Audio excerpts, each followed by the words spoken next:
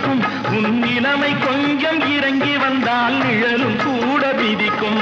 மதியாதார் தலைவாசல் மிதிக்காதே என்று மானமுள்ள மனிதனுக்கு அவ்வை சொன்னது அது அவ்வை சொன்னது அதில் அர்த்தம் உள்ளது பரமசிவன் கழுத்தில் இருந்து பாம்பு கேட்டது கருடா சௌக்கியமா யாரும் இருக்கும் இடத்தில் இருந்து கொண்டார்